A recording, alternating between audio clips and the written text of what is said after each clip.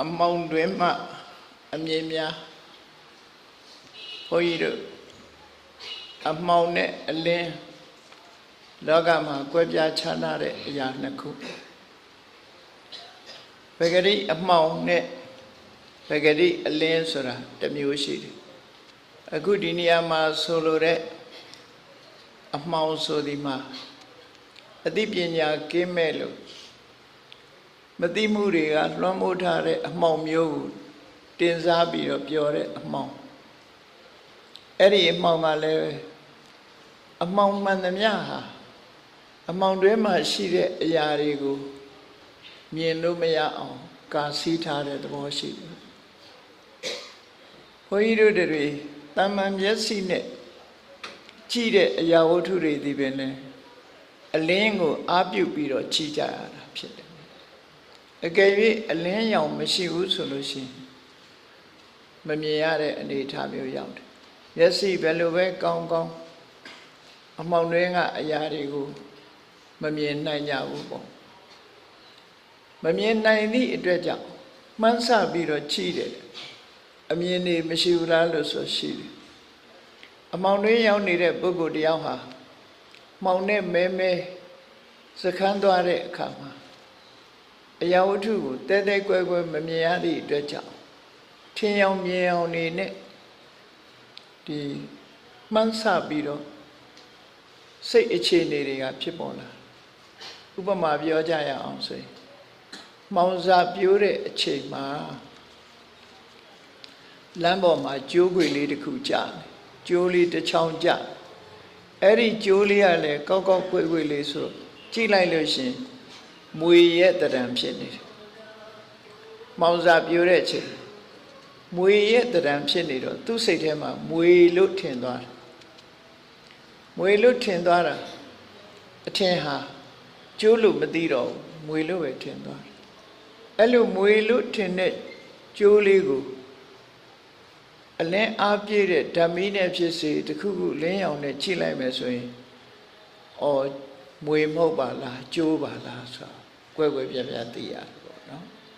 ကွဲပြားပြားသိတယ်အဲ့တော့အမောင်ထဲမှာတွေ့တဲ့အရာဝတ္ထုတစ်ခုမျက်စိရဲ့အမြင်ထဲမှာပြောင်းလဲသွားတဲ့အနေအထားတစ်ခုရှိတယ်ကြောက်တတ်တဲ့လူတယောက်လည်းအမောင်ထဲသွားလို့ရှိရင်လမ်းဘေးကတင်းကုတ်တူတစ်ခုလူကြီးထိုင်နေတယ်လို့တရေတစီတွေထိုင်နေတယ်လို့စိတ်ထဲမှာထင်အောင်မြင်အောင်ဖြစ်လာပြီးကြောက်စိတ်တွေဝင်လာတတ်တယ်ပေါ့ကိုယ်စီပဲရွေ့လာတယ်လို့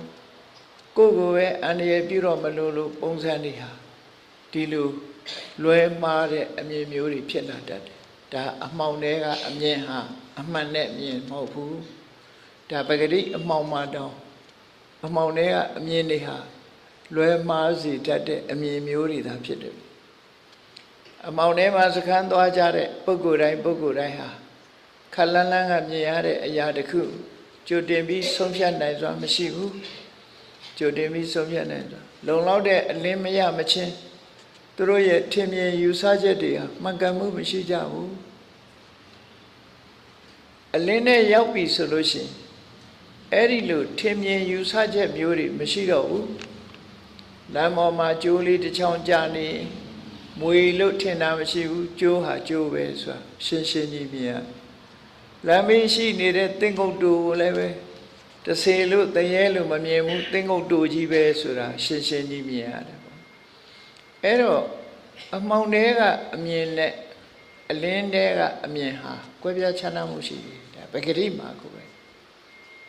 ဒီလိုလက်တွေ့အားဖြင့်အမြင်တစ်ခုဟာကွဲပြားခြားနားအဲ့ဒါလိုကွဲပြားခြားနားတယ်လို့ပဲဘုန်းကြီးတို့တွေဟာဓမ္မအလင်းဆိုတဲ့အလင်းရောင်ကင်းမဲ့ပြီးတော့အမှန်တရားကိုမသိတဲ့အမှောင်တို့လွှမ်းမိုးနေတဲ့အချိန်မှာဆိုလို့ရှိရင်ထင်မြင်ယူဆချက်တွေဟာကျိုးကိုမွေလို့ထင်ကောင်းထင်တယ်ကျိုးကိုမွေလို့ထင်တယ်လို့တင်းကုတ်တူကိုတစေတည်းထင်တယ်လို့လွဲမှားတဲ့အထင်တွေရှိနေတယ်လို့ဆိုတာမတမ်းမထင်ရှားတယ်တကယ်ဓမ္မအလင်းရောင်ရလာပြီဆိုလို့ရှိရင်တင်းကုတ်တူလဲတင်းကုတ်တူသေးသေးချာချာမြင်ရကျိုးကိုလဲကျိုးလို့သေးသေးချာချာမြင်လာရတယ် အဲ့တော့အမှောင်တွင်းကအမြင်တွေရဲ့အားနည်းချက်တွေကိုရှာတွေ့နိုင်တယ်လောကမှာဖျားပွင့်လာပြီဆိုတဲ့အခါမှာအမှားနဲ့အမှန်ကိုခွဲခြားပြီးဟောလိုက်တာဟာအလင်းရောင်ဖြန့်ကျင်းပေးလိုက်တာနဲ့တူတူပဲမြတ်စွာဘုရားဟောကြားတဲ့အဆုံးအမတရားတွေဟာအလင်းပဲဖြစ်တယ်ဒါကြောင့်မို့စာပေကျမ်းဂန်မှာဆိုထားတယ်မဟာမောဟတမောနတ္တိလောကေလောကန္တဓတ္တိနာယေနတတ္တမပိစောတောဇာလီတောဇလိတိဋ္ဌိနာမြတ်စွာဘုရားဟောတဲ့တရားကိုပဲအမှောင်ကြီးကျနေတဲ့လောကကြီးထဲမှာတဲ့မြတ်စွာဘုရားသခင်ကိုရောမြတ်ဟာတရားတည်းဟုသောအလင်းရောင်ကြီးကိုထွန်းညှိပေးလိုက်တယ်လို့တရားတွေကိုဟောကြားဆုံးမပေးခဲ့တယ်အကယ်၍ဒါဘုရားမဟောဘူးဆိုလို့ရှိရင်မှားယွင်းတဲ့အထင်အမြင်တွေဘုန်းကြီးတို့တွေရင်ဝယ်ပိုက်ထားပြီးအဲ့ဒါနဲ့ပဲစခန်းသွားနေကြမှာဖြစ်တယ်အမှန်မြင်နိုင်စွာမရှိဘူးလို့သူတို့ဆိုတရားတည်းဟုသောအလင်းရောင်ရရှိလာပြီဆိုတဲ့အခါကျတော့မှအမှန်နဲ့အမှားခွဲခြားသိနိုင်စွာရှိတဲ့အသိဉာဏ်ရရှိလာတယ်အဲ့ဒီအသိဉာဏ်ဘယ်ကနေဖြစ်လာတော့ဆိုတရားတည်းဟုသောအလင်းရောင်နဲ့တွေ့မှဖြစ်လာတဲ့အသိပဲဖြစ်တယ်အမှန်မသိခြင်းဟာအမှောင်ထဲရောက်နေတာနဲ့တူပြီးတော့အမှန်တရားကိုသိလာခြင်းဟာအလင်းထဲရောက်လာတာနဲ့တူတယ်ပေါ့ဒါတွေကိုစာပေကျမ်းဂန်မှာလည်းပဲတင်စားပြီးတော့ဟောတာ metaphorical ဆိုတဲ့စကားလုံးနေနဲ့ဒီတင်စားပြီးတော့ပြောရပို့ပြီးတော့ထင်ရှားအောင်တင်စားပြီးတော့ပြောတာတနည်းအားဖြင့်ပြောမယ်ဆိုရင်ဥပမာယမိတိကိစ္စအထံဇာနန္တိပန္တိတာဆိုတဲ့အဆိုပြုချက်တစ်ခုရှိတယ်လောကမှာအ내ဒိဗ္ဗေနားလည်ဖို့အတွက်ဥပမာစကားရပ်တွေကိုအသုံးပြုကြရတယ်လို့သူဆိုဥပမာစကားရပ်ကိုအသုံးပြုလို့ရှိရင်ပို့ပြီးတော့ထင်ရှားတယ်မြင်သာထင်သာမြင်သာရှိတယ်မြတ်စွာဘုရားကိုယ်တိုင်လည်းဥပမာစကားတွေနဲ့ရှင်းပြလေးရှိတယ်ပေါ့ဒါကြောင့်မို့စာပေကျမ်းဂန်ကိုဖွင့်တဲ့အထက်ကရာတီကအဖွင့်ကျမ်းရေးတဲ့ပုဂ္ဂိုလ်တွေလည်းမြတ်စွာဘုရားရဲ့နီးကိုယူပြီးတော့ဥပမာစကားတွေရှင်းလင်းပြီးတော့ဖော်ပြလေးရှိကြဒါဟာပို့ပြီးတော့ရှင်းရှင်းကြီးသိသွားတယ်အသိဉာဏ်ရဖို့အတွက်ဒီလိုဖွင့်ဆိုကြတာဖြစ်တယ်လောကလူတွေလည်းစကားပြောတဲ့အခါမှာဥပမာတို့နမူနာတို့ဆိုထုတ်ပြောအဲ့ဒီလိုဥပမာပြောမှတချို့ဟာရှင်းလင်းပြတ်သားမှုရှိတယ်အကယ်၍ဥပမာမပါဘူးဆိုလို့ရှိရင်ဘိုးတော်ဝါဒမကွဲပြားတဲ့အမြင်မျိုးတွေကိုဖြစ်ပေါ်စေတတ်တယ်ပေါ့ဒါကြောင့်မို့လောကမှာဖျားပွင့်လာခြင်းမပွင့်ခြင်းဒီအခြေအနေနှစ်ရပ်ဟာအလွန်ကွဲပြားခြားနားတယ်ဖျားပွင့်လာတဲ့အခါမှာအမှန်တရားကိုဟောကြားဆုံးမတာဖြစ်တယ်ဒါကြောင့်မို့မြတ်စွာဘုရားကိုယ်တိုင်ကသူခောဗုဒ္ဓနာမုတ်ပါတော်လောကမှာဗုဒ္ဓဆိုတဲ့အသိဉာဏ်ရှိတဲ့ပုဂ္ဂိုလ်ပေါ်ပေါက်လာခြင်းဟာအမှန်တရားကိုသိပြီးချမ်းသာဒုက္ခရခြင်းရဲ့အကြောင်းဖြစ်တယ်လို့ဒီလိုဟောကြားဆုံးမဖြစ်တယ်အဲ့တော့ဘုန်းကြီးတို့တွေဖျားပွဲမှာသိနိုင်တာတွေအများကြီးရှိတယ်ဖျားမဟောခင်ဘုန်းကြီးတို့တွေမသိနိုင်ကြဘူးခေတ်အနေနဲ့ပြောရမယ်ဆိုလို့ရှိရင်လေနော်ပညာရှိတွေရဲ့အဆုံးအမတွေပညာရှိတွေရဲ့တွေးရှိချက်တွေမတင်ကြရဘူးနားမထောင်ကြရဘူးဆိုလို့ရှိရင်မှန်ကန်တဲ့အသိဉာဏ်တစ်ခုမရနိုင်ကြဘူးမရနိုင်ခေတ်ပညာရပ်တွေဖြစ်တဲ့ physics တို့ chemistry တို့ဆိုတာတွေတတိနားလည်တဲ့ပုဂ္ဂိုလ်တွေရဲ့စံသက်တွေးရှိချက်တွေဒါတွေကဒီပညာရပ်တွေကိုထွန်းလင်းပြတဲ့အလင်းရောင်တွေပဲဖြစ်တယ်ပေါ့အဲ့ဒီအလင်းရောင်တွေရဘုန်းကြီးတို့တွေရူပဗေဒတို့ဓာတုဗေဒဆိုခုလောကီပညာရပ်တွေသိကြဒါလည်းအလင်းပဲဆရာကိစ္စတွေမှာသူအလင်းဆိုတာရှိတယ်။ကြည့်ပြီးဒါတွေမသိဘူးဆိုလို့ရှိရင်ဒီအကြောင်းအရာတွေ သိနိုင်ဖို့ပါမဖြစ်နိုင်ဘူးနော်မဖြစ်နိုင်ဥပမာပဲရေဆိုတာလူတိုင်းသိကြတယ်ရေထဲမှာဗာဓာတ်တွေပါတယ်ဆိုတာကြတော့လူတွေဟာမသိနိုင်ဘူးအဲ့ဒီကမှာဤစနစ်တွေနဲ့ရှားဝေစမ်းသပ်လိုက်တဲ့အခါလေးဆိုရေဆိုဒီမှာ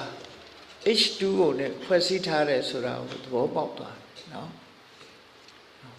H2 အောက်ဆီဂျင်အတမ်နှစ်ခုနဲ့ဟိုက်ဒရိုဂျင်တန်နှစ်ခုနဲ့အောက်ဆီဂျင်တစ်ခုသုံးမျိုးပေါင်းထားတဲ့အရာတစ်ခုဆိုတာကွယ်ကွယ်ပြားပြားသိသွားထို့တူပဲမြတ်စွာဘုရားပွင့်လာတဲ့အခါကျတော့မြတ်စွာဘုရားပွင့်လာတဲ့အခါရေကိုခွဲခြားပြီးတော့သိနိုင်တယ်လို့အရာဝတ္ထုလေးတစ်ခုရုပ်ပစ္စည်းရုပ်ဝတ္ထုလေးတစ်ခုမြတ်စွာဘုရား analyze လုပ်ပြခွဲခြားပြတဲ့အခါအထကလယုတ်၈ခုဆိုတဲ့၈ခုအပေါင်းဒီအရာဝတ္ထုတွေမှာရှိနေတယ် material quality ဆိုတာတဘာဝ quality တွေဒီထဲမှာ၈ခုစုဝေးထားတာဆိုတာမြတ်စွာဘုရားရုပ်ဝတ္ထုတိုင်းရုပ်ဝတ္ထုတိုင်းမှာခွဲခြားပြသိပ္ပံဒီက H2O လို့၃မျိုးတည်းပဲပြောတော့လဲပဲမြတ်စွာဘုရားကျတော့၈မျိုးထိအောင်ပြော analyze လုပ်တဲ့အခါ၈မျိုးထိအောင်ခွဲခြားပြတက်မဲ့အရာဝတ္ထုအားလုံးမှာ၈မျိုးနဲ့ပေါင်းစပ်ထားတယ်၈မျိုးကဘာလဲလို့ဆိုရင်ဓာတ်ကြီး၄ပါးဆိုပါစို့ပန်းပွင့်လေးတစ်ပွင့်ပဲကြည့်ပန်းပွင့်လေးဟာတမန်အားဖြင့်ကြည့်မယ်ဆိုရင်ပန်းပွင့်လိုပဲမြင်တယ်သို့တော့ပန်းပွင့်လေးဟာဘာတွေနဲ့ဖွဲ့စည်းထားတော့သူ့ရဲ့ quality တွေဘယ်နှမျိုးရှိသလဲလို့တွက်ကြည့်လိုက်မယ်ဆိုရင်ပန်းပွင့်လေးရဲ့အမာခံအလုံးအခဲအလုံးကျန်တာတွေအဆင်းရောင်စသည်တွေရဲ့တီးရအတုံးခဲလေးဖြစ်နေတာတွေကပထဝီလို့ခေါ်အဲ့ဒီလိုပထဝီဖြစ်နေအောင်ဖွဲ့စည်းပေးထားတာအာဘောဒါလေးဟာအခုလိုမာလေးဖြစ်လာရင့်ကျက်စေတာကတေဇောဒီပုံစံလေးမပြတ်တွန်းကံပေးထားတာကဝါယောဆိုဟောဓာတ်ကြီးလေးပါတော့တွေ့အရာဝတ္ထုတစ်ခုထဲမှာအဲ့ဒီပုံစံလေးတွေပေါ်နေတာကိုပထဝီအာဘောတေဇောဝါယောအမာခံအပြော့အမာအတုံးခဲဖြစ်နေတာကပထဝီအဲ့ဒါလို့အတုံးခဲဖြစ်နေအောင်အာဘောကစုစည်းပေးထားတာစုစည်းပေးထားတာကိုခိုင်မာအောင်တေဇောကပံ့ပိုးပေးတယ်တေဇောပံ့ပိုးပေးထားတာဝါယောကနေတွန်းကန်ပြီးဒီပုံစံမပြတ်ကြားကန်ပေးထားတယ်ဆိုဟောဓာတ်ကြီး၄ပါးရဲ့အစုဝေးဆိုသိတာထင်ရှားအဲ့ဒီအစုဝေးကပင်မအမာခံ၄မျိုးဖြစ်ပြီးတော့ဒီပုံမှာမှီးနေတာမျက်စိလို့မြင်မျက်စိနဲ့မြင်လို့ရတာကအစင်းနှာခေါင်းနဲ့နမ်းရှူပြီးသိနိုင်တာကအနတ်လျှာနဲ့ရက်ပြီးတော့အရသာခံလို့ရတာကနော်အရသာပြီးတဲ့အခါသူ့ရဲ့တုံ့ပြန်ပြီးတော့ဖြစ်ပေါ်စေတတ်တဲ့သဘာဝဓာတ်ကဩဇာလို့ဟော၄ခုဒီဟာဓာတ်ကြီး၄ပါးရဲ့ဓာတ်ကြီး၄ပါးပေါ်မှာမှီးနေတဲ့အရာရုပ်၄မျိုးရဲ့ဆိုတော့ရုပ်တိုင်းအရာဝတ္ထုတိုင်းမှာဟောဒီရုပ်၈မျိုးနဲ့ဖွဲ့စည်းထားတယ်ဆိုတာရှာလို့တွေ့လို့ရတယ်ပေါ့အဲ့တော့ရှာလို့တွေ့လို့ရရင်ဒါဖြင့်အစင်းရောင်ကလက်နဲ့စမ်းသပ်လို့ရသလားဆိုမရဘူးအဲ့ဒါမျက်စိနဲ့သာမြင်လို့ရတဲ့အရာနှာခေါင်းနဲ့သာစမ်းသပ်လို့ရတဲ့အရာအနတ်လျှာနဲ့သာစမ်းသပ်မှရတဲ့အရာရတာအဲ့ဒါလို့ဆိုလိုတာရတာအဲ့ဒီဓာတ်ကြီး၄ပါးတဲ့ကပထဝီရဲ့တေဇောရဲ့ဝါယောရဲ့ကလက်နဲ့စမ်းသပ်လို့ရတဲ့အရာအာဘောဆိုတဲ့စုစည်းတဲ့သဘောကိုတော့လက်နဲ့စမ်းလို့မရဘူးအခြေအနေတစ်ခုစိတ်နဲ့ပဲသိနိုင်တဲ့အရာတစ်ခုဖြစ်တယ်လို့သူတို့ဆိုလို့ဘယ်အရာပဲဖြစ်ဖြစ်သူ့ရဲ့တုံ့ပြန်တတ်တဲ့သဘောထုတ်လုပ်တတ်တဲ့သဘောလေးတွေရှိတယ်အဲ့ဒါကိုဩဇာလို့ခေါ်တာထုတ်လုပ်တယ်ဆိုတာအလွန်စဉ်းစားကြည့်ပေါ့ဝန်းလျှောစေတတ်တဲ့အစာကိုစားလိုက်မိရင်ဆိုဝန်းလျှောမှာပဲလေဒီအရွက်တစ်ခုဟာသူ့ရဲ့တုံ့ပြန်မှုခေါ်တာတခု ဒါပြောင်းဖြစ်ပေါ်စေမှုအဲ့တော့မြတ်စွာဘုရားကရုပ်ဝတ္ထုတွေကိုအခုလိုရှင်းမျိုးထီအောင်ခွဲပြီးပြဘယ်နေရာမှာမဆိုဗုဒ္ဓရဲ့အဘိဓမ္မာဆိုရအလုံးရုပ်ဝတ္ထုတွေအနည်းဆုံး၈ခုရဲ့ unity of 8 quality material quality unity of 8၈ခုစုဝေးတာဖြစ်တယ်လို့သူတို့ဆိုအဲ့ဒါလေးဟာဖျားပွဲမှာသိရတဲ့အရာပဲဖြစ်တယ်ပေါ့ခွဲခြားပြလို့သိတဲ့အရာအဲ့ဒါကိုပဲဒီ၈မျိုးအစုဝေးကိုပဲဒါကပန်းပွင့်လို့ခေါ်တယ်ဒါကသိရွက်လို့ခေါ်တယ်ဒါကသစ်ပင်လို့ခေါ်တယ်ဆိုပုံပန်းတန်တန်တွေပြောင်းလဲပြီးတော့ခေါ်နေကြတာဖြစ်တယ်တက်မဲ့တွေမှာအားလုံးလိုက်ကြည့်လိုက်မယ်ဆိုရင်ဒီ၈ခုကတော့ရှိနာကြီးပဲအမည်နာမတွေအမျိုးမျိုးပြောင်းနေတော့ဖျားမပွင့်လို့မသိတဲ့အချိန်မှာအသိဉာဏ်ဒီခွဲခြားစိတ်ပြတ်မှုမပြုတ်နိုင်တဲ့အခါမှာပန်းပွင့်ကိုပန်းပွင့်တဲ့ဆိုတာတဲ့ပို့မသိဘူးအရွက်ကိုအရွက်ဆိုတာတဲ့ပို့မသိဘူးတစ်ပင်ကိုတစ်ပင်ဆိုတာတဲ့ပို့မသိကြဘူးမြတ်စွာဘုရားကဝိဓမ္မာတရားတော်မှာခွဲခြားစိတ်ဖြာဟောလိုက်တဲ့အခါကျတော့ခုနကရေဆိုတာကို H2O လို့ပြောတယ်လို့ပဲဒီမှာလဲခွဲခြားစိတ်ဖြာလိုက်တဲ့အခါအတွင်းဓာတ်သဘောတွေသိလာအဲ့ဒီရှင်မျိုးကိုတစ်ခုစီခွဲခြားလို့ရသလားတဘာဝအတိုင်းရှိနေတဲ့အရာဝတ္ထုဒါတစ်ခုလို့သတ်မှတ်ထားတာ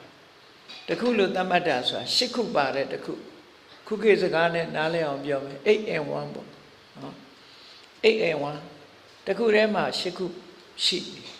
ဒါတဘာဝ၈ခုရှိနေအဲ့ဒီ၈ခုကိုမသိဘူးလူသိတာတစ်ခုပဲသိတစ်ခုကိုသိတဲ့အသိဟာမှန်ကန်တဲ့အသိလားလို့ဆိုအပေါ်ယံအဖြစ်မှန်ကန်တဲ့အသိလို့ပဲပြောအောင်သို့တော့အတွင်းသဘောနဲ့ခွဲခြားလိုက်မယ်ဆိုရင်မှန်ကန်တဲ့အသိမဟုတ်သေးဘူးလို့သူတို့ဆိုလို့ပဲပေါ့အဲ့ဒီ၈ခုခွဲလို့မရလို့ indivisible သူရဲ့ဒီ၈ခုကိုခွဲထုတ်လိုက်မယ်တစ်ခုစီခွဲထုတ်လိုက်မယ်ဆိုရင်ရုပ်ဆိုတဲ့သဘာဝကြီးဟာမရှိတော့ဘူးဆိုတဲ့အဓိပ္ပာယ်ရတယ်ထို့တူပဲနန္တရားနဲ့ပတ်သက်လာလို့ရှိရင်လေလူတွေကသိတယ်စိတ်လို့ပဲသိကြတယ်နော်ငါတွေးတယ်ငါကြမ်းတယ်ငါစိတ်ကူးနေတယ်ဆိုတဲ့လူရဲ့စိတ်လို့ဆိုတာလေးလောက်ပဲတခုတည်းလို့ထင်တယ်တခုတည်းလို့ထင်တယ်ဒီမြတ်စွာဘုရားစိတ်ဆိုတာ၈ခုရဲ့ပေါင်းဆိုတာဘုရားရှင်းပြ H2O ကို water ရေလို့ပြောတယ်လို့ပဲနော်ရေဆိုတဲ့အထက်မှာ၃ခုရှိတယ်လို့ပဲဟောစိတ်လို့ပြောတဲ့အရာဝတ္ထုမှာအရာမှာအတိလို့ပြောတဲ့အရာမှာအ ਨੇ ဆုံး၈ခုပေါင်းထားတယ်လို့သူတို့ပြောသူ့မှာလည်းအ ਨੇ ဆုံး၈ခုဆိုတာဒီတဲ့ပုံများဖို့ပဲ၈ခုကဘာတော့ဆိုလို့ရှိရင်အာယုံကိုရယူတတ်တဲ့သဘောလေးကစိတ်ဒါဟာတစ်ခုအဲ့ဒါလို့အာယုံကိုရယူနိုင်ဖို့အတွက်သူ့မှာလက်တံကလေးတွေရှိတယ်လက်တံမပါပဲဆက်သွယ်မှုတွေမရှိပဲနဲ့သူဟာမလှုပ်ရှားနဲ့ဥပမာဘာနဲ့တူတော့ဆိုရင်ကနန်းကောင်နဲ့တူတယ်ကနန်းကောင်ကိုဒီမှာလက်တံတွေရှိတယ်အဲ့ဒီလက်တံတွေကိုချိုးလိုက်ပဲဆိုရင်ကနန်းကောင်လှုပ်ရှားလို့မရဘူးပစွန်လုံးတို့ကနန်းကောင်တို့လက်တံလေးတွေဖယ်လိုက်ပဲဆိုရင်ထို့တူပဲစိတ်ဆိုတဲ့သဘာဝတရားမှာစေတသိက်ဆိုတာခုနှစ်ခုအနည်းဆုံးပါတယ်အာယုန်နဲ့ဆက်သွယ်ပေးတာဖတ်တာအာယုန်ရဲ့အရာတာကိုအတွေ့အကြုံခံစားတာကဝေဒနာမှတ်တမ်းတင်တာကတင်ညာအလုံးစွမ်းဆောင်နိုင်မှုရှိအောင်စုစည်းပေးတာကစေရနာတခုတည်းမှာစုစည်းတော့လုပ်ပေးတာကဧကဂတအာယုန်ဘက်ကိုဥလှည့်ပေးတာကမနတိကာရထပ်ပြီးတော့ဖြစ်နိုင်အောင်စောင့်ရှောက်ထိမ့်သိမ့်ပေးတာကဇီဝိတ္တိန္ဒရိယလို့ဆိုပြီးစိတ်ပေါ်မှာမှီထားတဲ့ဒီစေတသိက်9မျိုးစိတ်ကတစ်ခုစေတသိက်က9ခုပေါင်းလိုက်လို့ရှင်အ ਨੇ ဆုံးသူလည်းပဲ unity of 8ပဲ8ခုစုဝေးလို့ဒီလိုဆိုဒီတဲ့ပို့ဖို့ပဲရှိအဲ့တော့လူတွေရဲ့တဏ္ဍာမှာစိတ်ဆိုတာဖြစ်ပြီဆိုရင်ဒီ8ခုဖြစ်တာအစဒီ8ခုတဲ့ပို့လာတဲ့အခါမှာနော်15ခုစုဝေး16ခုစုဝေး20စုဝေး22အားလုံး38ထီအောင် စုဝေးတွေအများကြီးအဲ့ဒီလိုသဘာဝတရားတစ်ခုကိုခွဲခြားစိတ်ဖြာပြီးတော့ဟောကြားတာအဘိဓမ္မာဒေသနာအဘိဓမ္မာဒေသနာဟာသဘာဝတရားတွေကိုလုံးမဟောဘဲနဲ့ခွဲခြားစိတ်ဖြာပြီးသဘာဝတရားတွေရဲ့စွမ်းဆောင်မှုတွေရှိတယ်ဆိုတစ်ခုစီတစ်ခုအလုပ်တစ်ခုဟာသူကသဘာဝတရားတစ်ခုဒီအလုပ်တစ်ခုလုပ်တယ်ကဲဘုန်းကြီးတို့တွေကိုယ့်အကိုစဉ်းစားကြည့်ဘုန်းကြီးတို့တွေမှာရှိတဲ့မျက်စိရယ်နားရယ်နှာခေါင်းရယ်လျှာရယ်ကိုယ်ကာယရယ်မနရယ်ဆိုတာ sense organ လို့ခေါ်အဲ့ဒီ6ခုတစ်ခုနဲ့တစ်ခုလုပ်ငန်းချင်းတူလားဆိုမတူမျက်စိကမြင်ရုံမြင်တာမကြားနိုင်ဘူးနော်မနှမ်းရှုနိုင်ဘူးအရသာမခံတတ်ဘူးမျက်စိကမြင်တဲ့သဘောလေးပဲရှိတယ်ဟောအတန်ကြတော့နားကမှကြားတာမျက်စိကကြားလို့မရဘူးအနံ့ကြတော့နှာခေါင်းကမှနှမ်းရှုနိုင်တာမျက်စိတို့ဘာလို့မစွမ်းဆောင်နိုင်ဘူးအရသာကြတော့လျှာကမှစွမ်းဆောင်နိုင်တာမျက်စိတို့နားတို့နှာခေါင်းတို့မလုပ်နိုင်ဘူးအဲ့တော့ပေါင်းလိုက်တဲ့အခါကျတော့သဘာဝတရားစွမ်းဆောင်မှုလို့ခေါ်တဲ့သူတို့ရဲ့ဆောင်ရွက်မှု function ဟာတစ်ခုစီပဲရှိအဲ့ဒီ function ကိုကြည့်ပြီးတော့သူ့ကိုတစ်ခုလို့ခေါ်တယ်နော် function ချင်းမတူသည့်အတွက်ကြောင့်ဒါတွေပေါင်းစပ်လိုက်မှစွမ်းအားတစ်ခု energy ဆိုတာဖြစ်တယ်လို့ဒီလိုမှတ်ရဘယ်နေရာမှာမဆိုအမှတ်တမဲ့မနေနဲ့ကြည့်လိုက်လမ်းပေါ်ပြေးနေတဲ့ကားတစ်စင်းအကြောင်းတွေပါရှိနေကြည့်ဘိန်းပါတယ်နော်ကားဘိန်း၄ဘိန်းကားဆို၄ဘိန်းပါတယ်ပေါ့ကားဘော်ဒီပါတယ်အတူချုံပြောရင်ကားဘော်ဒီပါမယ်အင်ဂျင်ပါမယ်ဘက်ထရီပါမယ်ပက်ထရိုဓာတ်ဆီပါနော်အဲ့ဒါတွေကြမ်းမြင်ပြောရင်မောင်းတဲ့ driver ပါကားတစ်ခုမှာအဲ့ဒီအရာတွေအားလုံးဟာဘယ်သူအရေးကြီးဆုံးတော့လမ်းပေါ်မှာဒီကားတစ်စီးရွေးရှားနေကိုဘယ်သူအရေးကြီးဆုံးတော့တခါတော့ကအဘိဓမ္မာသင်တန်းပို့ချရင်ကနေဂျာမနီနိုင်ငံမှာအဘိဓမ္မာသင်ကြားပို့ချတယ်ဂျာမန်တွေကိုမေးတာကားတစ်စီးပြေးနေတယ်ဆိုပါစို့ဘယ်သူအရေးကြီးဆုံးလဲဘယ်ဟာအရေးကြီးဆုံးလဲဆိုဂျာမန်တယောက်ကလွတ်ခနဲ့ပြောတာ driver တဲ့အမင်း driver အရေးကြီးဆုံးဆိုရင်ငါဘိန်းတစ်ဘိန်းကိုဖြုတ်လိုက်မယ်သို့မဟုတ်နော်ဝါယာကြိုးတစ်ကြိုးဖြတ်သို့မဟုတ်ပက်ထရိုထုတ်လိုက်ဆို driver လုံနိုင်သေးလားဘာမှလုပ်လို့မရအဲ့ဒါလို့ပြောလိုက်တော့ကြံတဲ့လူတွေကသဘောပေါက်တာ equally important အကုန်လုံးအရေးပါဘာကြောင့်လဲလို့မေးကြည့်လိုက် driver လုံးနိုင်တာ driving တာလုံးနိုင်တာလေ तू ကမောင်းယုံမောင်းနိုင်တာဓာတ်ဆီရဲ့ကိစ္စကို तू မလုံးနိုင်ဘူး engine ရဲ့အလုပ်ကို तू မလုံးနိုင်ဘူးဘိန်းလိုကားလမ်းပေါ်မှာလိပ်ပြီးတော့ तू မလုံးနိုင်ဘူးနော်ဘိန်းကဘိန်းအလုပ်လုပ်တယ် body က body လုပ်တယ် engine က engine လုပ်တယ် battery က battery လုပ်တယ်ဆိုင်ရာသူ့အလုပ်ကို तू လုပ်ပေါင်းစပ်လိုက်တဲ့အခါမှာအကျိုးတစ်ခုဖြစ်တာအဲ့ဒီသဘောပဲနော် equally important ရုပ်တရားတွေပဲဖြစ်ဖြစ်နာမ်တရားတွေပဲဖြစ်ဖြစ် function တွေဆောင်ရွက်မှုကိစ္စတွေအားလုံးစုပေါင်းပြီးတော့ဆောင်ရွက်တယ်ဆိုတဲ့သဘောတရားအဘိဓမ္မာမှာမြတ်စွာဘုရားဟောကြားဆုံးပါတယ်ဟောဘုရားပွင့်တဲ့အခါဒီလိုအသေးစိတ်သိနေတာအဲ့တော့အမောင်တွင်းကအမြင်တွေကဒီလိုမြင်နိုင်လားလို့ဆိုမမြင်နိုင်ဘူးအမောင်တွင်းကအမြင်တွေကအခုလိုအမြင်မျိုးတွေကိုမမြင်နိုင်တော့အဲ့ဒါကိုမြတ်စွာဘုရားကတရားဓမ္မနဲ့ဆက်ပြီးတော့လောကလူတွေရဲ့အမြင်နဲ့ပတ်သက်ပြီးတော့ကြည့်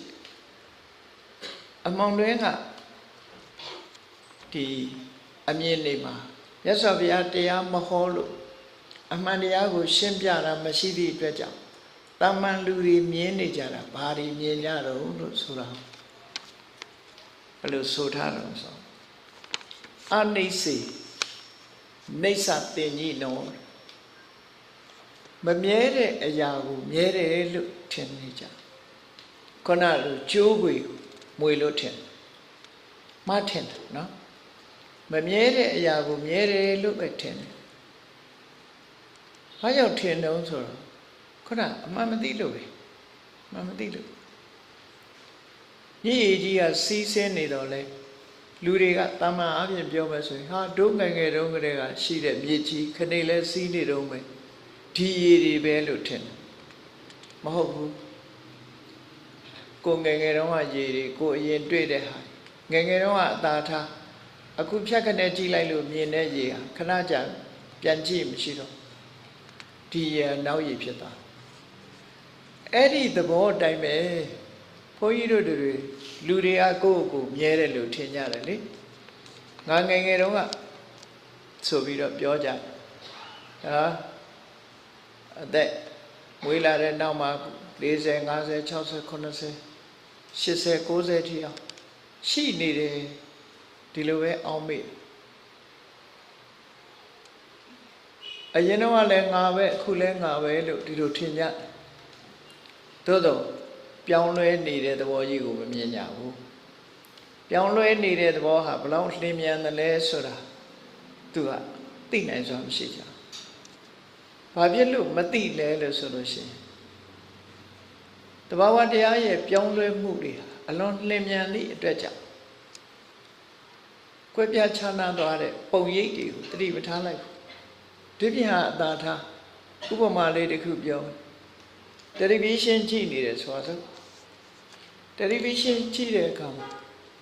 အားလုံးကိုအကုန်လုံးမြင်နေရတယ်လို့ထင်တယ်မျက်တောင်ခတ်လိုက်တဲ့အခါမှာမှောင်သွားတာကိုဘယ်သူမှသတိပဋ္ဌာန်းမလဲမျက်တောင်ခတ်လိုက်ရင်မမြင်ရဘူးအဲ့ဒီအချိန်လေးကမမြင်တဲ့အချိန်လေးရှိတယ်သို့တော့မမြင်တဲ့အချိန်လေးဆိုတာကိုသူသတိပဋ္ဌာန်းပြီဘာဖြစ်လို့သတိပဋ္ဌာန်းပြီအလွန်တိုထောင်းလို့အဲ့ဒါလိုပဲအခုတရားပွဲလာတယ်အိမ်ပြန်သွားရင်ဒီရုပ်ကြီးပဲလို့ထင်တယ်အိမ်ကလူကလည်းမှတ်မိတယ်လေပြန်လာဗလားမေးပါပဲဘာဖြစ်လို့တော့ဆိုအမှန်ကတော့ဒီတရားနာတော့ကထိုင်းနေတဲ့ရုပ်တွေဟာတရားပွဲကမထခင်ပဲမရှိတော့ဘူးအတိ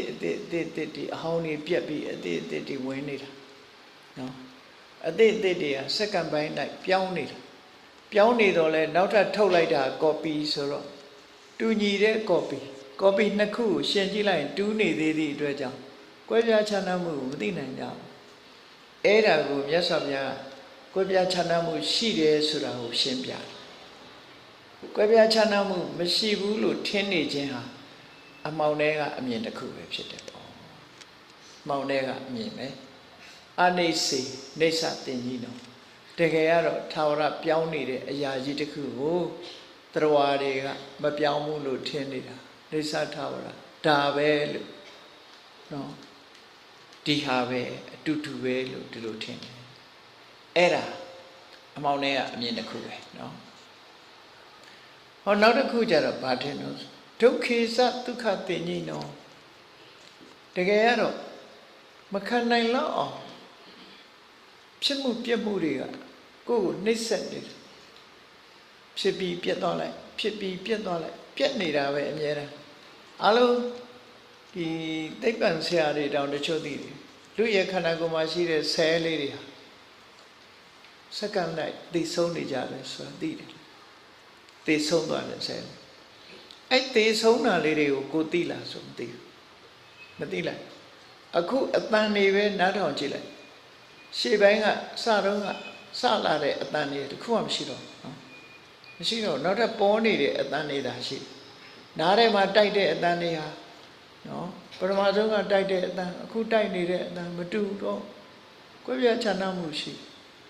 အဲ့ဒီလိုဖြစ်ပြီးပြတ်သွားတဲ့အရာတွေဟာဒလဇတ်ဖြစ်နေသည့်အတွက်ကြောင့်ခြေနှက်เสียမကောင်းတာကဒုက္ခခြေနှက်เสียမကောင်းအဲ့ဒီခြေနှက်เสียမကောင်းတဲ့အရာကြီးကိုပဲလူတွေကခြေနှက်နေတာဒုက္ခေဒုက္ခတင်ကြီးတော့ဟောခြေနှက်เสียမကောင်းတဲ့ခန္ဓာကိုယ်ကြီးကိုခြေနှက်နေကြတယ်လေခြေနှက်နေကြဒါနဲ့ပဲခြေနှက်စိတ်ချမ်းသာမှုကိုယ်ချမ်းသာမှုတွေရနေကြအဲ့ဒါကိုဒုက္ခေဒုက္ခတင်ကြီးတော့ဆင်းရဲဒုက္ခကိုဒုက္ခလို့ထင်နေကြတာဒါလည်းအမှောင်ထဲကအမြင်တစ်ခုပဲဟောနောက်တစ်ခုကတော့ အနတ္တနိစ္စအတ္တတိအနတ္တနိစ္စအတ္တနိစ္စတကယ်တော့ကိုယ်အလိုဘာမှမလိုက်ဘူးလူတွေကထင်တယ်တရားသွားနာခြင်းနဲ့ဆိုနာလို့ရအိမ်ပြန်ခြင်းနဲ့ဆိုလည်းပြန်လို့ရထမင်းစားရင်လည်းသွားစားမယ်စားလို့ရတယ်တော့ကိုယ်စိတ်တိုင်းညအကုန်လုံးလို့ရတယ်လို့ထင်နေတာသို့တော့အခြေအနေတစ်ခုရအကြောင်းအကျိုးညီညွတ်နေတဲ့အခါမှာကိုလှုပ်ချင်တာလှုပ်လို့ရနေတာဟာ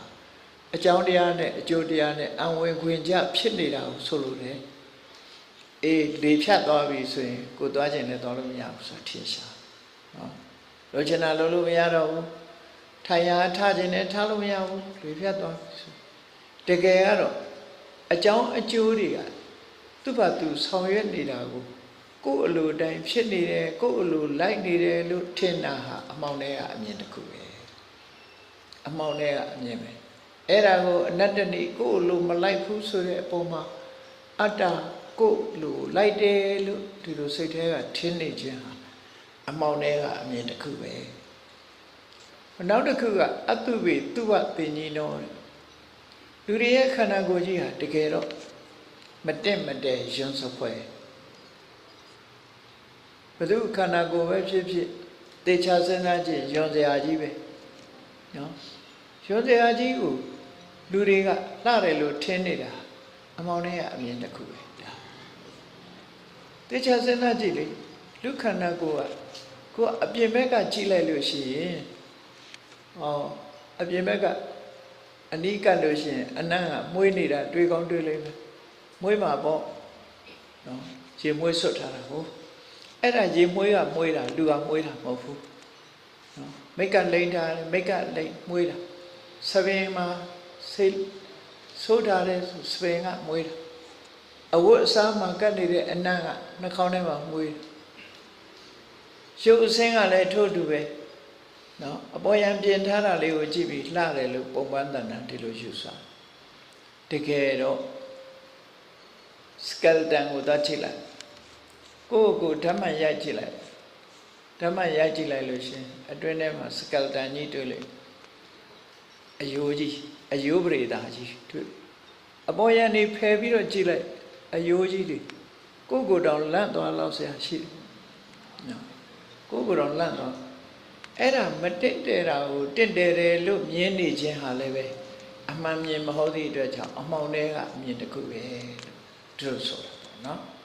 အမှောင်ထဲကအမြင်အဲ့တော့အမှောင်ထဲကအမြင်တွေဟာမှန်ကန်တဲ့အမြင်မဟုတ်ဘူးလွဲမှားတဲ့အမြင်ဖြစ်နေပြီအဲ့ဒါကိုဆိုလိုတယ်အနိစ္စကိုနေစ္စလို့ထင်တယ်ဒုက္ခကိုဒုက္ခလို့ထင်တယ်အနတ္တကိုအတ္တလို့ထင်တယ်အတုဝကိုသူဝလို့ထင်နေတယ်အဲ့ဒီအထင်အမြင်တွေအားလုံးဟာအမှောင်ထဲကအမြင်နေတာဖြစ်လို့မှန်ကန်တဲ့အမြင်တွေမဟုတ်ဘူးအရှိကိုအရှိတိုင်းမြင်တာမဟုတ်ဘူးယထာဘူတဒသနာမဟုတ်ဘူးလွယ်မှားတဲ့အမြင်တွေဘာနဲ့တူတော့ဆိုရင်အလင်းရောင်ကောင်းကောင်းမရတဲ့လမ်းပေါ်မှာကြိုးကလေးကွေ့ကွေ့ကောက်ကောက်ကြာနေတာမွေလို့မြင်နေတာ ਨੇ တူတူပဲတင်ကုတ်ကလေးကိုတစေတရေထိုင်းနေတယ်လို့မြင်နေတာ ਨੇ တူတူပဲဒီလိုဆိုလို့လေနော်အဲ့ဒါအမှောင်ထဲကအမြင်ဒါကြောင့်မို့မြတ်စွာဘုရားကမိစ္ဆာဒိဋ္ဌိဟတ္တာတတ္တာမှားရွေးတဲ့အမြင်တွေရဲ့ဖြစ်စည်းခံရလွှမ်းမိုးခံရလို့လောကသရဝါတွေဟာမှားရွေးတဲ့အမြင်ရဲ့မြင်တယ်လို့တင်ဖြစ်တာမဟုတ်ဘူးလေခုနကကျိုးခွေလေးကျိုးလေးကြနေတာကိုမွေလို့မြင်ဘာဖြစ်လာကြောက်စိတ်ဝင်လာနော်ဟာမွေကြီးဆိုပြီးတော့လန့်မထီရဲဘူးမကန်ရဲဘူးမွေထင်းတယ်တင်ကုတ်တူကြီးလည်းတရေထင်တယ်ရှေ့မတိုးရဲ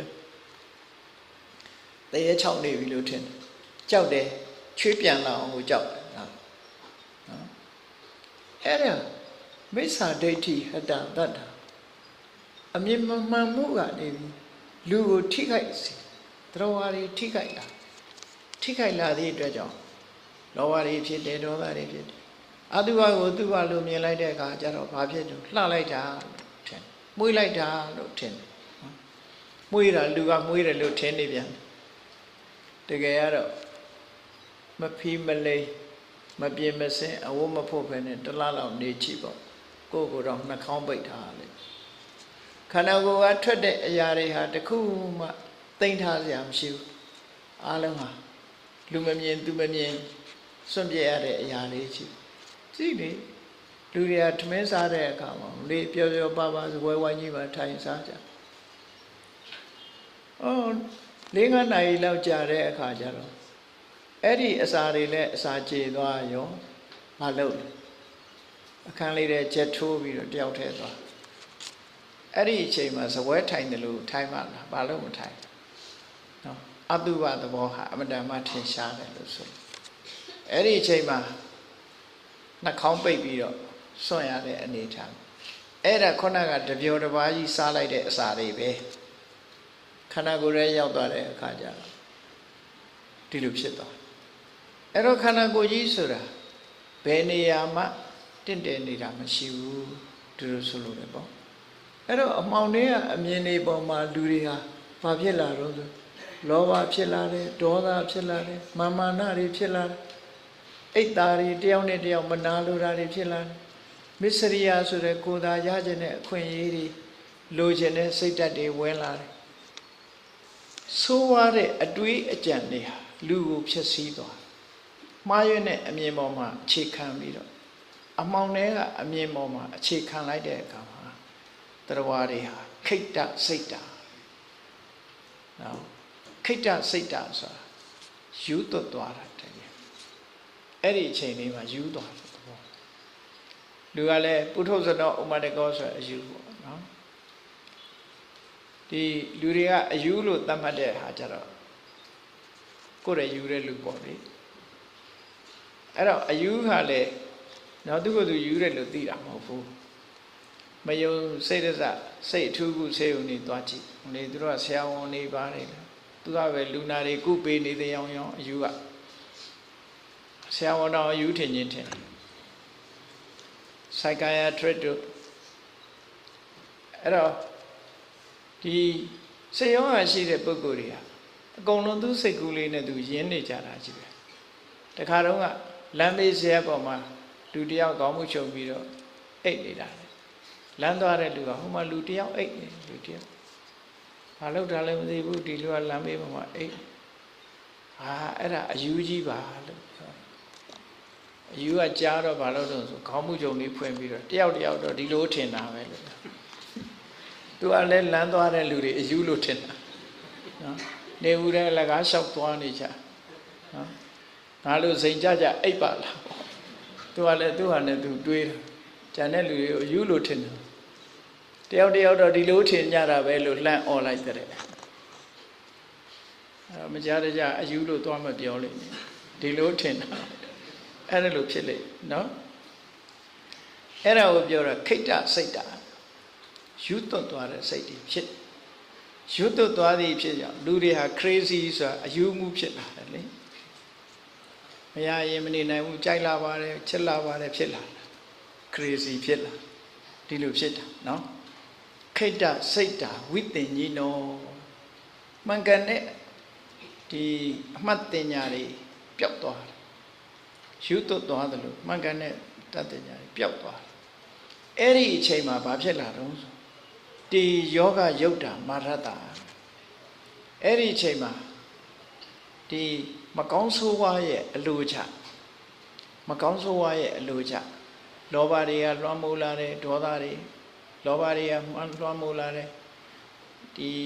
မောဟတွေကလွှမ်းမိုးလာတယ်မိစ္ဆာဒိဋ္ဌိအမြင်တွေကလွှမ်းမိုးလာတယ်ဆိုတာတွေနဲ့ရှိဘယ်တော့မှ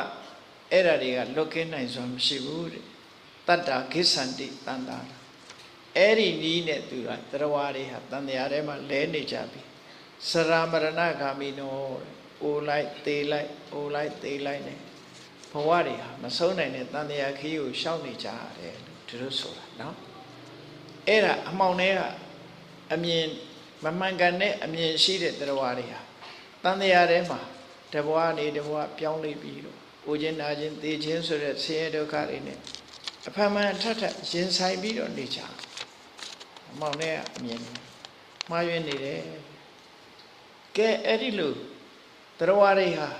ကိုယ့်အကိုဟုတ်တယ်ထင်ပြီးတော့တန်တရားထဲမှာလဲပတ်နေကြတဲ့အချိန်လေးမှာယဒါသဗုဒ္ဓလောကသမိဥပ္ပစ္စန္တိပပ္ပင်္ဂရပပ္ပံ္ဂရဆိုတာအလင်းအောင်ကိုပြုတာနေကိုပပ္ပံ္ဂရလာတို့နေတို့ပပ္ပံ္ဂရအလင်းအောင်ကိုပေးတယ်ဖျားပွင့်လာတာလဲအလင်းအောင်ကိုပေးတာပဲအမှန်တရားကိုခေါ်တာကိုဒီနေရာကိုအလင်းအောင်လို့ခေါ်တယ်အမှန်တရားကိုရှင်းပြအေးလောကကြီးမှာဒီအလင်းရောင်ကိုပေးနိုင်တဲ့ဖရာပွင့်လာပြီဆိုလို့ရှိရင်တေဣမံဓမ္မံပကသင်္တိဒုက္ခုပသမဂာမိနအခက်ခဲတွေကလွတ်မြောက်ဖို့ဆင်းရဲဒုက္ခတွေငြိမ်းသွားဖို့ဆိုတဲ့ရည်ရွယ်ချက်နဲ့ဆင်းရဲဒုက္ခတွေကိုငြိမ်းသွားစေနိုင်တဲ့နိလန်းတွေကိုဟောပြောပေးတယ်အဆုံးအမတရားတွေကိုဟောပြောပေးတယ်အမှန်တရားတွေကိုရှင်းလင်းပြောပြပေးတယ်ဘုရားပွင့်လာပြီဆိုရင်ဘုရားကမှန်တရားကိုဟောတာပဲဘယ်လိုစပြီးဟောတယ်လဲလို့ဆိုလို့ရှိရင်အေးတန်တရားဝကလွတ်ဖို့ကိုယ်တဏ္ဍာမှာရှိတဲ့မကောင်းတဲ့စိတ်တွေသဘောထားတွေကိုဖယ်ရှားပစ်ခြင်းတဲ့ပုဂ္ဂိုလ်တရားနဲ့ဟောဒီအစွန်းရောက်နေတဲ့အကျင့်နှမျိုးကိုမင်းတို့ဖယ်ရလိမ့်မယ်အစွန်းရောက်နေတဲ့အကျင့်နှမျိုးဆိုတာအေးချမ်းသာဒုက္ခကာမဂုဏ်အာယုချမ်းသာတွေဟာဒါချမ်းသာလူဘဝဆိုတာပျော်ပျော်နေရမယ်ဘဝဆိုတာတူတူလေးနော်ပျော်ပျော်နေပါဆိုတဲ့ကာမတုခံလေးကညောတာအဲ့ဒါလို့မလုပ်ဘူးမထင်နဲ့နိုင်ငံခြားလူတွေအနောက်တိုင်းကတော့ဥရောပလူတွေတို့သူတို့ပြောလိပြောထားရှိတဲ့စကား life is too short enjoy yourself သူတို့အဲ့လိုပဲပြောတယ်နော်ဘဝဆိုတာတူတူလေးမင်းပြောနေလို့ပြောတာဘုရားဘာသာတွေကြတော့ဘဝဆိုတာတူတယ်ဒါကြောင့်ကောင်းတာတွေလုပ်ဟောမတူနော်မမေ့နဲ့ဘဝဆိုတာတူတူလေးရဲ့အမှန်တရားသိအောင်ကြိုးစားဟောဘုရားဘာသာအဆုံးမှာအဲ့လိုသူတို့ကြတော့ enjoy yourself ပြောနေအဲ့ဒါကာမတုခံလေးကလူယောဂလမ်းစဉ်ဆိုတာကောင်းကောင်းအာယုန်ကိုချမ်းသာခံစားတာအဲ့ဒီလိုခံစားနေခြင်းအပြင်အသိဉာဏ်တစ်ခုကိုရမလာနိုင်ဘူးဒါကြောင့်မြတ်စွာဘုရားအဲ့ဒီလမ်းကိုလည်းမလျှောက်နဲ့အေးတချို့ကမင်းအသိဉာဏ်နဲ့ချမ်းသာတွေခံစားနေလို့အနာခံမအသာဆန်ရတယ် no pain no gain မလို့ရင်မရဘူးဒုက္ခမခံရင်မရဘူးဆိုပြီးတော့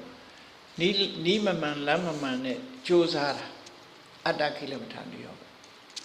အတ္တကိလမထာနုယောဂဆိုတာမမှန်ကန်တဲ့လမ်းကြောင်းနဲ့လှုပ်တာကိုဆိုလိုတယ်ဥပမာမယ်နွားနှုတ်လိုချင်တာနွားမနှုတ်မညှစ်ဖဲနဲ့ဂျိုသွားညှစ်ဘယ်တော့မှထွက်မှာမဟုတ်နော်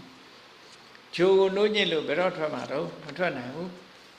စီရခြင်းလို့သဲကိုထည့်ပြီးပုတ်လို့ရတော့ကြီးတဲ့နေမှာပဲဘာမှစီထွက်လာမှာမဟုတ်ဘူးအဲ့ဒါလိုပဲနိမန်လမ်းမှမဟုတ်ပဲနဲ့ဒုက္ခခံလို့ရှိရင် no pain no gain ဆိုတာလဲနေရာတိုင်းမဟုတ်ဘူးနော်အဲ့ဒီလိုအတ္တကိလမထာနုယောဂမှာမမကန်ဒုက္ခခန္ဓာမျိုးတွေလည်းပဲမလုံနဲ့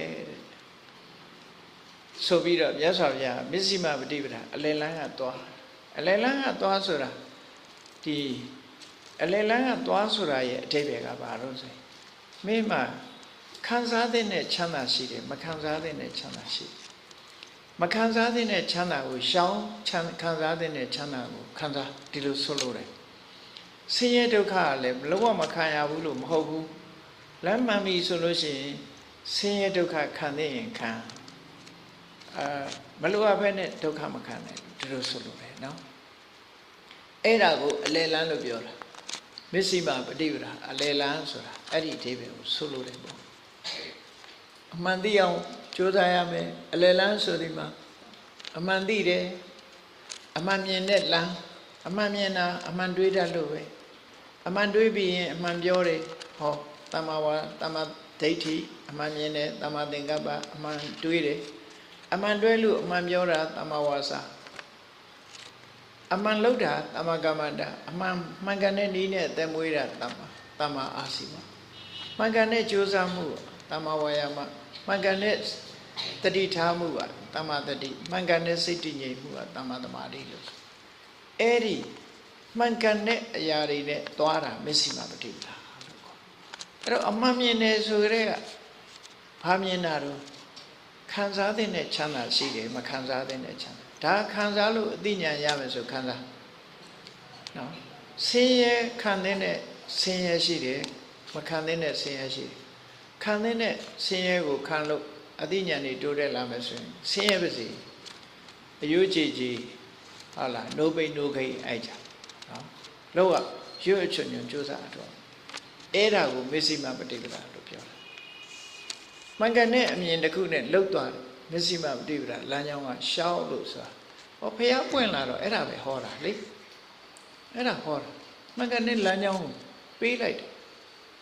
အဲ့တော့မှန်ကန်ကြောင်း၄ကြောင်းပေးလိုက်တဲ့အခါကျတော့တေတံသုတ်တဝါနတပ်ပညာအဲ့ဒီမှာလည်းပဲအသိဉာဏ်ရှိတဲ့လူမှစဉ်းစားတတ်တာနှလဘိန်းလုံးနေကြတော့မစဉ်းစားတတ်ဘူးနော်သဘောမပေါက်ဘူးဘုရားတပည့်ဆက်ကြဟောတော့ပထမဆုံးသဘောပေါက်တာရှင်ကွန်းတင်ညတပါးပဲသဘောပေါက်သေးတာနော်ဒါကြောင့်မို့ဘုရားကိုယ်တိုင်အညာတိဝတ္တဘောကွန်းတင်ညောအညာတိဝတ္တဟေးကွန်းတင်ညတော့သဘောပေါက်သွားပြီနားလည်သွားပြီကွန်းတင်ညတယောက်တော့သဘောပေါက်သွားပြီလို့ပြောတာဂျန်တဲ့ကိုယ်တော်တွေကသဘောပေါက်သေးဘူးထပ်ဟောမှသဘောပေါက်ကျောင်းသားလိုပဲစာသင်တာဒီတာမန်နဲ့သဘောပေါက်သွားတဲ့ကျောင်းသားရှိတယ်နောက်ထပ်ရှင်းနေရမှသဘောပေါက်တဲ့လူရှိတယ်အသိဉာဏ်ဉာဏ်ကွဲပြားခြားနာတပည့်ဆက်ကြတရားဟောပြီးတော့မှန်ကန်တဲ့လမ်းကြောင်းကိုပြောတဲ့အခါမှာရှင်ကုဏ္ဏညာတစ်ပါးပဲသဘောပေါက်ပြီးဉာဏ်တွေကသဘောပေါက်သေးဘူးသိပြီထပ်ဟောရတယ်နောက်ရက်ဒီမှာဒီလိုဆိုလို့ပေါ့အေးတေတံသုတ်တော်အဲ့ဒီလိုဟောပြောတဲ့ဘုရားရဲ့တရားဓမ္မတွေတပ်ပညာစဉ်းစားဉာဏ်ရှိတဲ့ပုဂ္ဂိုလ်တွေဟာကြားနာပြီးတဲ့နောက်မှာသစိတ်တံပစ္စလတ္တာတေတဲ့သူတို့ဟာကိုယ့်ရဲ့ပင်ကိုယ်စိတ်ကိုပြန်ရလာကြတယ်ငါကယူသွတ်သွားပင်ကိုယ်စိတ်ဆိုတာပင်ကိုယ်စိတ်ဆိုတာဘယ်လိုဟာတော့ဆိုရင်မမြဲတာဟုတ်မမြဲဘူးလို့သိတယ်ယထာဘုဒ္ဓဉာဏ်လို့ဆိုလို့တယ်အမှန်ကိုအမှန်တိုင်းသိတာခုနကမှားရွေးထင်မြင်တာဆိုပါစို့ကျိုးလေးကိုမွေလို့ထင်တာဒါမှားတဲ့အမြင်တစ်ခုတင့်ကိုကြီးကိုတစေတည်းထင်တာမှားတဲ့အမြင်ဟောတင့်ကိုကိုတင့်ကိုလို့သိသွားကျိုးကိုကျိုးလို့ပဲသိသွားတယ်မွေမထင်တော့အဲ့ဒါသစိတ်တာပစ္စလတ္တာဒီပုံမှန်စိတ်ပြန်ရသွားတယ်လို့အယူပြောက်သွားတယ်လို့ပြောတာနော် crazy မဖြစ်တော့အယူပြောက်သွားအဲ့ဒီလိုကိုယ်စိတ်ကိုပြန်ရသွားကြတယ်တဲ့ပြန်ရသွားတဲ့အခါကျတော့ဘာဖြစ်တယ်လို့ဆိုအနိစ္စတော့ဓက္ခုံမမြဲတာကြီးကိုမမြဲတယ်လို့မြင်သွားပြီအဲ့ကြအလင်းရသွားတာဟုတ်အလင်းရသွားတော့မမြဲတာကိုမမြဲဘူးလို့မြင်တယ်ဟောငါတို့ခန္ဓာကိုယ်မှာရှိတဲ့ရုပ်တရားနံတရားတွေဟာမြည်ရည်စီးနေတယ်လို့အချိန်မီပြောင်းလဲနေတဲ့အရာတွေပါလားဆိုတာသဘောပေါက်တာရှေ့ပိုင်းကပြက်ပြီးနောက်ကအဲ့ဒီအသစ်ပေါ်နေတာ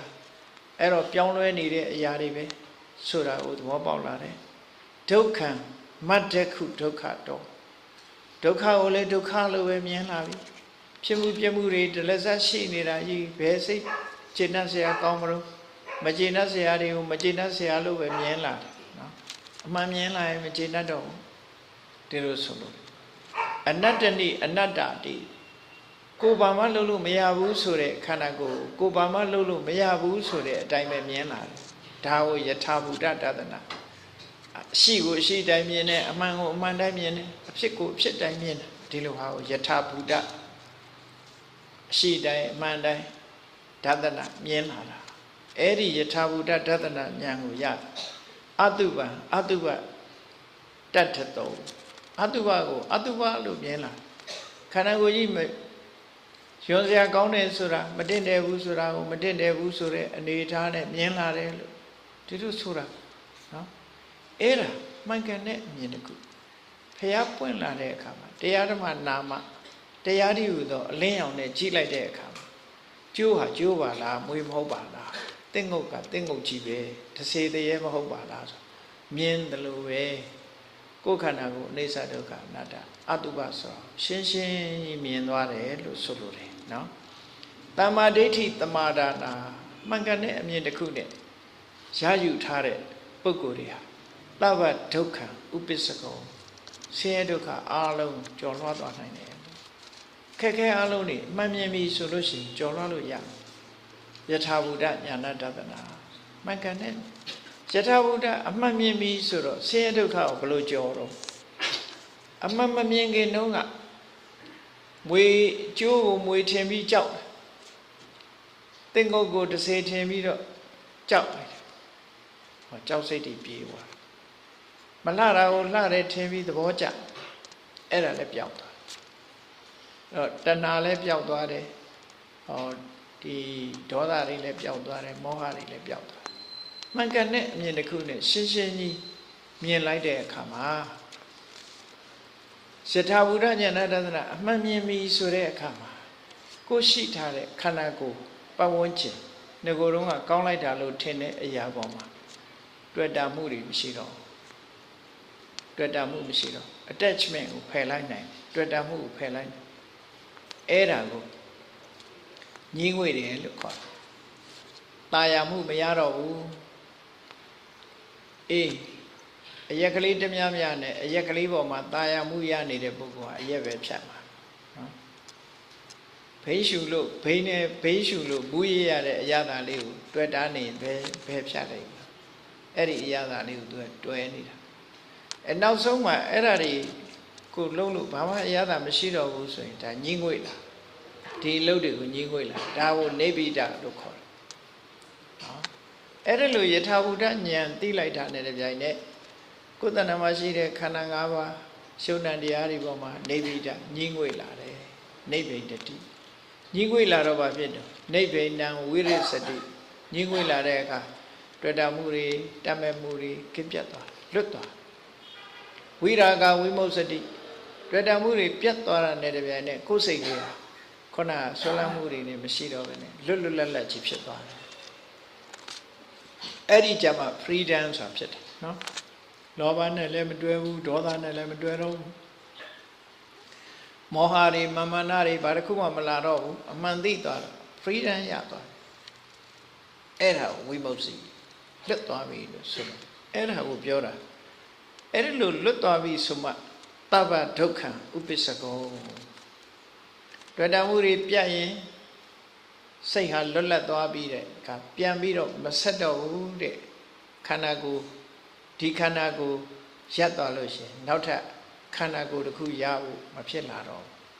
အကြောင်းတွေရပ်သွားတော့အကျိုးတွေလည်းပြတ်ထွက်သွားတယ်ဒီလိုဆိုလိုတာနော်အကျိုးတွေပြတ်သွားအကြောင်းကုန်လို့ဟုတ်လားဒီဘိုးဘုဆရာတော်ကြီးပြောတဲ့လောင်စာသိမ့်၍မိငိမ့်သည်ဆိုတာမိငိမ့်သွားပြီပေါ့လောင်စာတွေရှိနေသမျှတော့မိရလောင်နေဥမှာပဲလောင်စာသိမ့်လိုက်လို့ရှိရင်မိလည်းငိမ့်သွားနောက်ထပ်လောင်စရာမရှိတော့ထို့တူပဲတွေ့တာမှုတွေပြတ်သွားပြီဆိုလို့ရှိရင်မတွေ့တာသည့်အတွက်ကြောင့်နောက်ထပ်ရလာတာဆိုမရှိတော့ဘူးတဲ့အဲ့ဒါဟာဒုက္ခအလုံးကိုလွတ်မြောက်ခြင်းပဲနိဗ္ဗာန်ကိုမျက်မှောက်ပြုခြင်းပဲဖြစ်တယ်လို့မြတ်စွာဘုရားဒီသုတ္တံမှာဒီလိုဟောတာဖြစ်ပါတယ်တရားချစ်ခင်သူတော်စင်ပြိဿအပေါင်းတို့အမောင်တွေကအမြင်တွေဟာမှန်ကန်တဲ့အမြင်မဟုတ်ဘူးမှန်ကန်တဲ့အမြင်မရမချင်းလူတွေဟာတန်တရားထဲမှာနဲ့တဲ့နဲ့ပြီးဆင်းရဲဒုက္ခတွေနဲ့ရင်ဆိုင်နေကြမှာဖြစ်တယ်မြတ်စွာဘုရားဟောကြားတဲ့တရားဓမ္မဆိုတဲ့အလင်းရောင်ရပြီဆိုတဲ့အခါမှာမှန်ကန်တဲ့အမြင်တစ်ခုကိုရရှိလာမှာဖြစ်တယ်အဲ့ဒီမှန်ကန်တဲ့အမြင်တစ်ခုနဲ့မြင်ပြီးရှုမြင်သုံးသပ်နိုင်မှဆင်းရဲဒုက္ခကလွတ်မြောက်မှာဖြစ်တယ်လို့ကိုယ်စီသဘောကျပြီးမြတ်ဗုဒ္ဓရဲ့အဆုံးအမတိုင်းဆင်းရဲဒုက္ခကလွတ်လို့သူတွေဆင်းရဲဒုက္ခလွတ်ရလွတ်ကြောင်းအကျင့်ကောင်းတွေကိုချစ်ကြံကြိုးကိုအားထုတ်နိုင်ကြပါစေကုန်သတည်း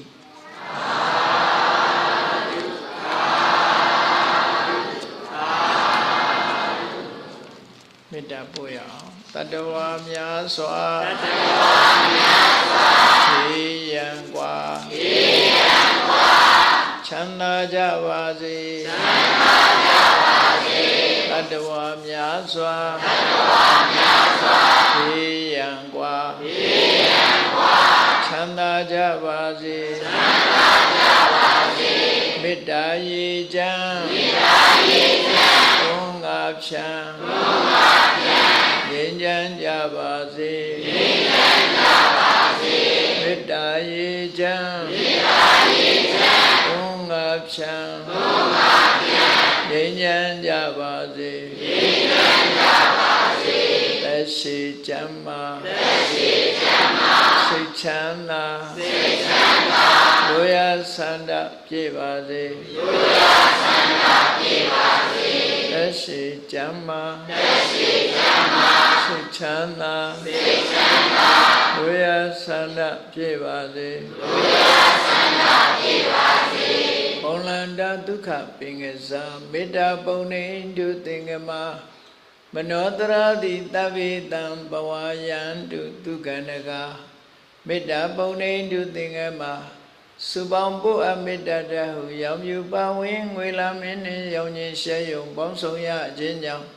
တဗ္ဗေတံကျွမ်းမဲ့ဥတုံလုံးစုံများစွာတတ္တဝါတို့၏မနောတရာတိမြင်များဖြူစင်အေးကြည်လင်းသည့်ရေစဉ်ပြည့်တင်းစိတ်နှလုံးတည်ဟုသောရေအိုင်ကြီးအတွင်း၌ဒုက္ခပင်ကသာစင်ထာဝရအေးမြจิตာတာယာပွင့်လန်းချမ်းသာဒုက္ခတည်ဟုသောကုမုဒ္ဒရာကြာပန်တို့သည်ဖုံးလန်းတဝန္တာရှင်မူဝမုံလူလျက်ကြည်နုဝဲကြုံဖူးပွင့်ကြကုန်သည်ဖြစ်၍ဒုက္ခနဂလေးအောင်လေးတဲ့ရောရှက်သင်ပြပိတိတိဟုသောယနံတို့သည်ဘဝယံတုကောင်းစွာမဲ့သိကြိုင်လည်၍နေကြ